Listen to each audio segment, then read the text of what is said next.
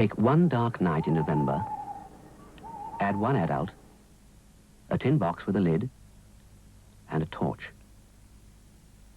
Mix in a liberal sprinkling of children of various ages and place a few handfuls of well-chosen fireworks all together in the box. Then take out the fireworks one at a time, close the box, and read the instructions carefully, using the torch.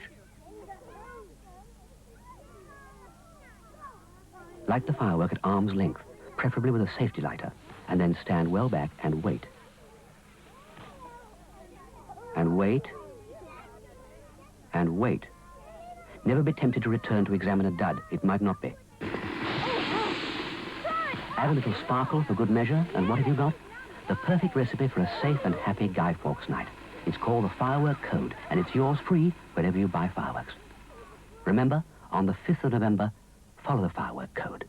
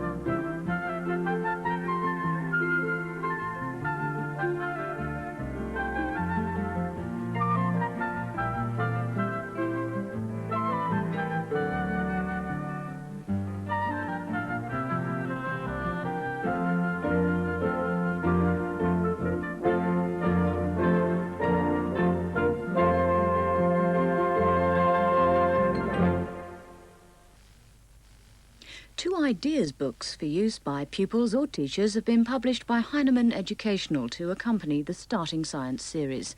These ITV books are available from Books for Students, Leamington Spa, Warwickshire, or from your usual supplier.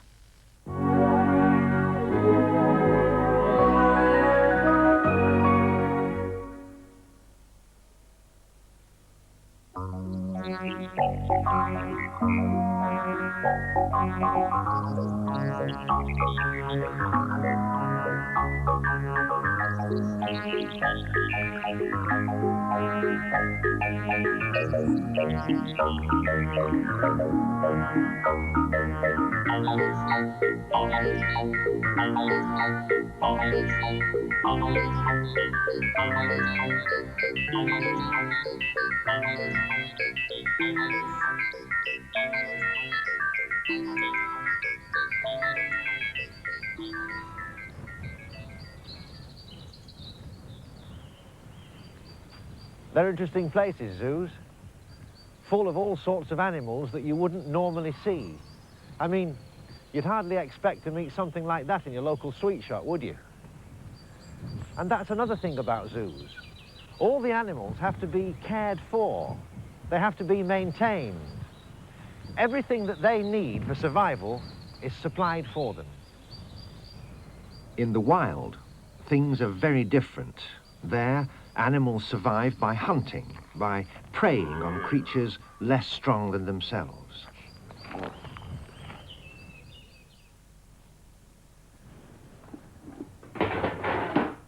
It's this system of hunter and hunted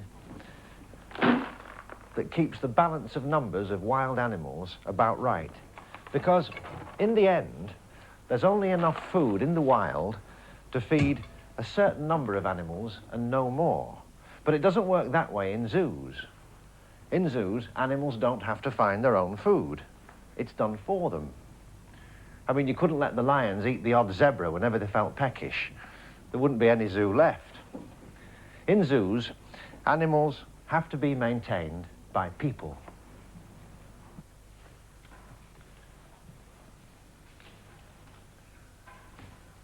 And maintaining those animals involves very many jobs. There's feeding, of course.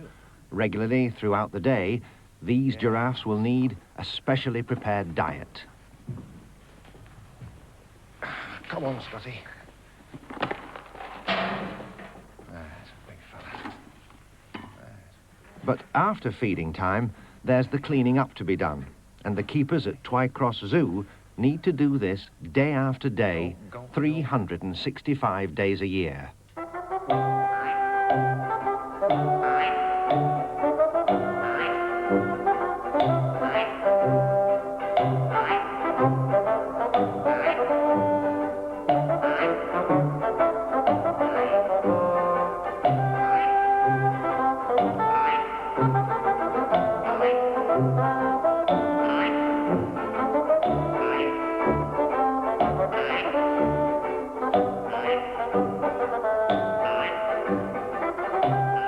Zoo animals rely on their keepers.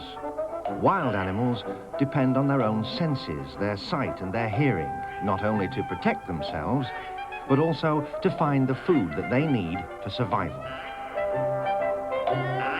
And over the years, wild animals have developed particular skills in order to live in particular places. And take owls, for instance, like the one that Roger Pearson has brought into this Nottingham school. What we're going to do is we're going to walk round the table and we're going to see exactly how far the owls can turn their heads. So let's keep watching ahead all the time.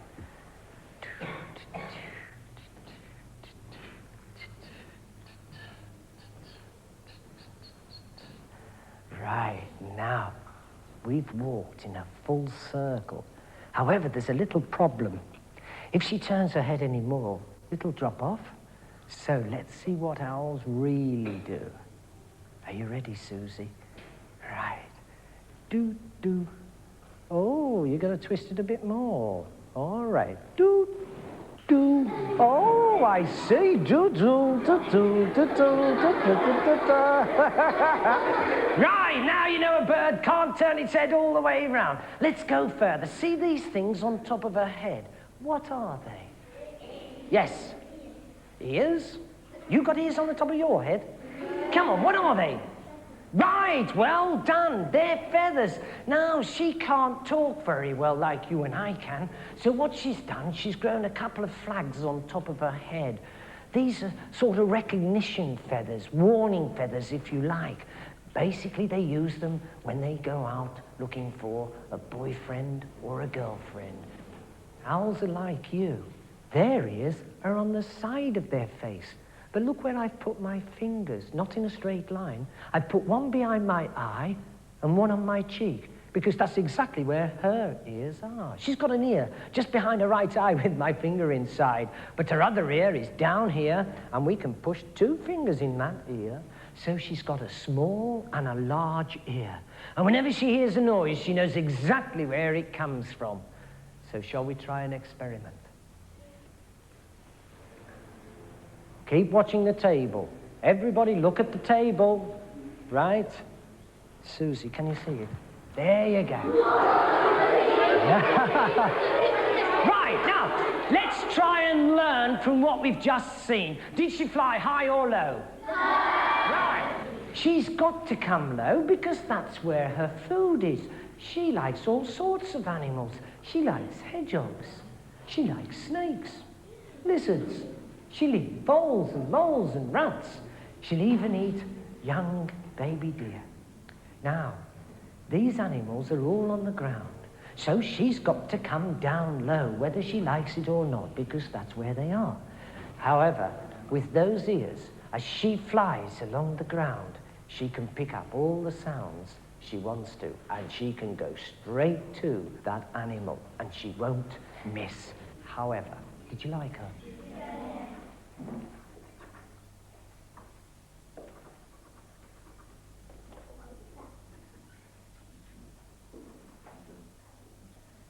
This young scientist is examining a snail that was found in the school garden. He would like to know how the animal is equipped, both for finding food and for protection from other animals. A large muscular foot would normally keep this small snail firmly attached to the plants it needs for food.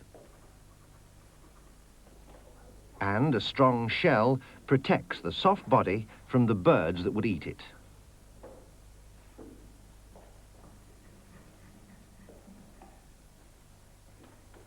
It's also interesting to find out what other animals rely on shells for their protection and the size and colours that these shells come in.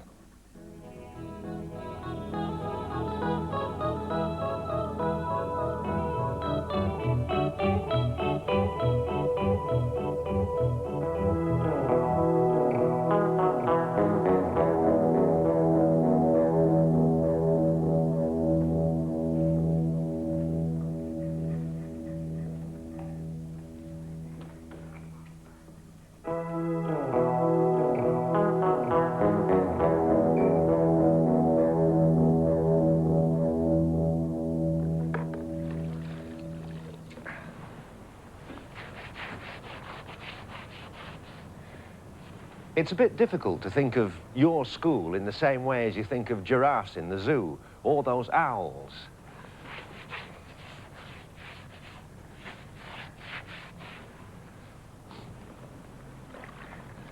But funnily enough, a school needs looking after. It needs care and maintenance, just like those animals or you and I need care and maintenance. Because what happens if you don't look after buildings is this: rust, rot, and decay.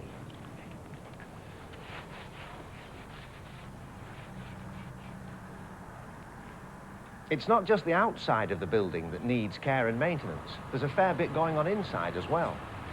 How about all the waste that you create each day at school? All the bits of paper and card that are no good to reuse. You couldn't go on working for very long without the help of these people to cart away all the bits and pieces you can't use and you don't want. What happens to all the waste we generate?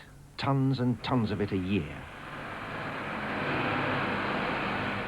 Well, sometimes it's used to fill up holes in the ground, old quarries in mining areas.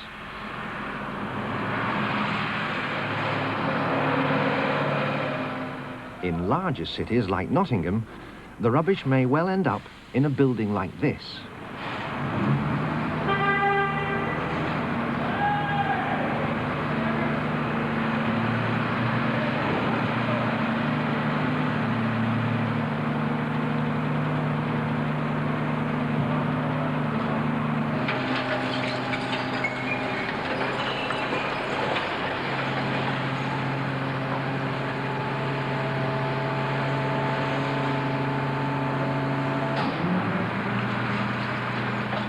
All the paper, the tins, the food waste and the ashes from the fire are collected together on one site. From now on, it will be handled by the crane driver, seated well away from the rubbish itself. This is just a storage area, a place to keep the waste before it's dealt with. And this place is working 24 hours a day, 7 days a week, every day of the year, handling the refuse brought here from a part of the city and from the villages around.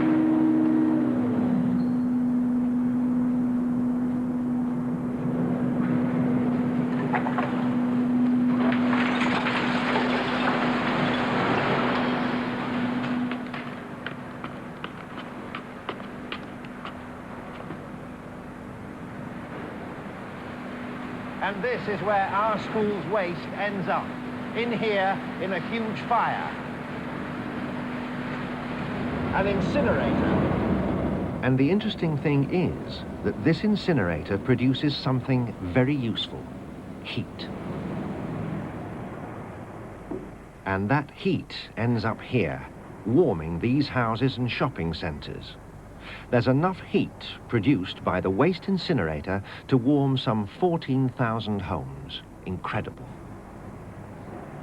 And another interesting thought. What would happen if all that waste paper and card wasn't collected from the school? These houses wouldn't be heated in the same way, that's for a start. But what would happen back at the school? Well, young scientists have been thinking about that one. Well, children, I thought it'd be nice if we could get together and see how your project on rubbish is coming along. Have you done any collections of rubbish yet? Yes, sir. Have you indeed? Where did you collect the rubbish from?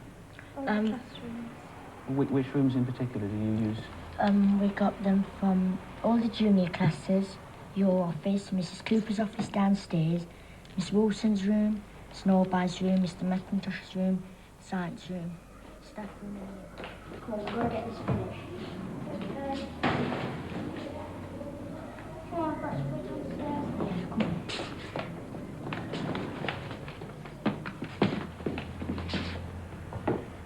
The children's first task was to weigh the large bins of waste that the school produced each day. And because the bins were so large, they needed a special balance. Let go. Still too heavy. I'll let go. But how much space did that rubbish take up? What would happen, for instance, if it were all dumped in the hall? How long would it take before the hall was unusable? To know that, the scientists needed to measure the hall. Did you measure the hall height from floor to ceiling? No, we only measured it from the floor to the height of the smallest person sitting down. To the person's neck. What was the height of the smallest person sitting down? It was 78 centimetres. So you only measured 78 centimetres up the side of the hall?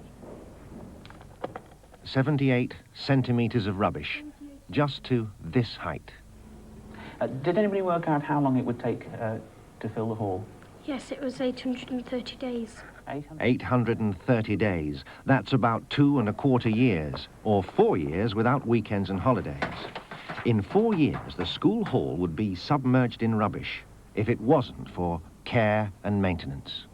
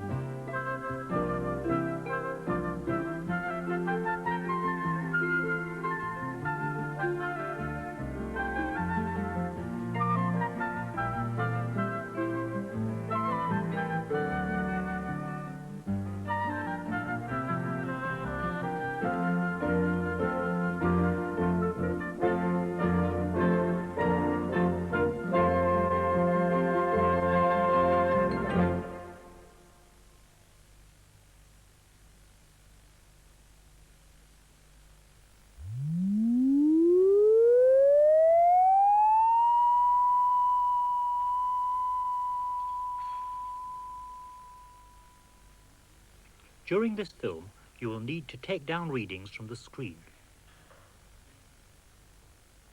This is benzoic acid heated in the air, then lowered into a gas jar of oxygen.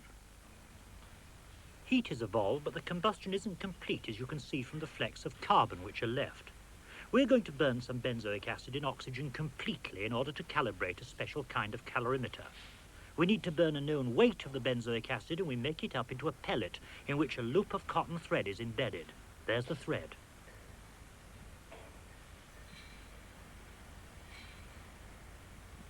We fill the mould,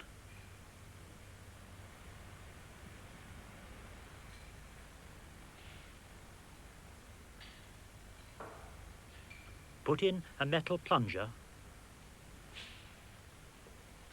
and put it into a press. Screw it down firmly,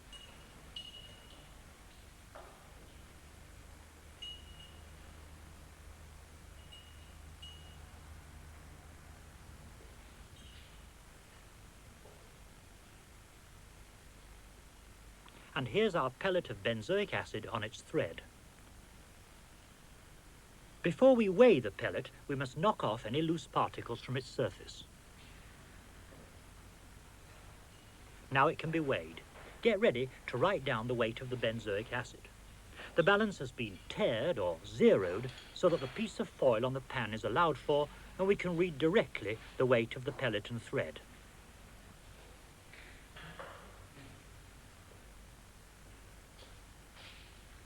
Here's the weight of benzoic acid coming up. Write it down. 0.7934 grams. 0.7934 grams.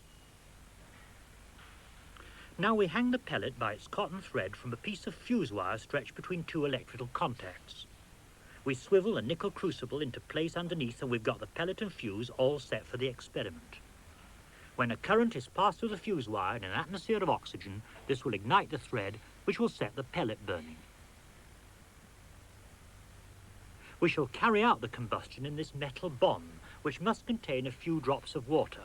Your booklet tells you why. Now the pellet and fuse assembly are placed inside the bomb. High pressures will be involved, and a strong steel flange is screwed down firmly to prevent leakage of gases.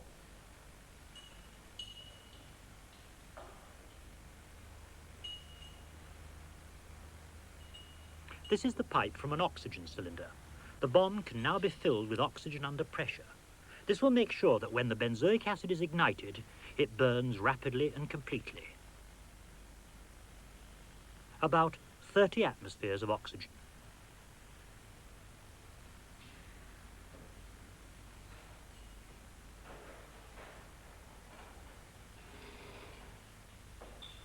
The bomb is now placed in a calorimeter containing water.